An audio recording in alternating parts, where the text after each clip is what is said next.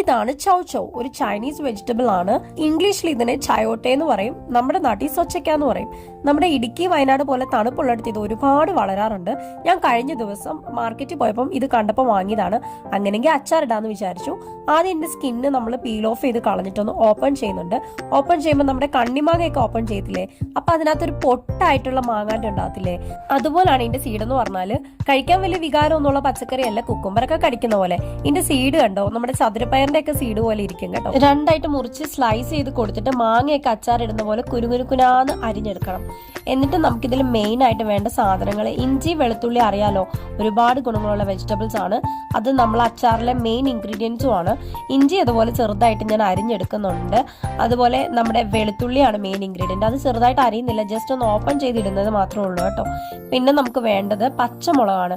പച്ചമുളകും കറിവേപ്പിലയും ഏതൊരു അച്ചാറിലും മെയിൻ ഇൻഗ്രീഡിയൻസ് ആണെന്നുള്ള കാര്യം നിങ്ങൾക്ക് അറിയായിരിക്കുമല്ലോ.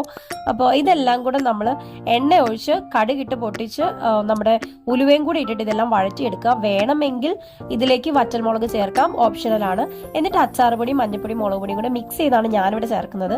എന്നിട്ട് ആവശ്യത്തിന് വെള്ളം ഒഴിച്ച് നമ്മുടെ ആവശ്യത്തിന് ഉപ്പ് ഇട്ടിട്ട് ഈ ഒരു സൊച്ചക്ക അല്ലെങ്കിൽ ഈ ചോച്ചോ അരിഞ്ഞത് ഇട്ട് കൊടുക്കുക.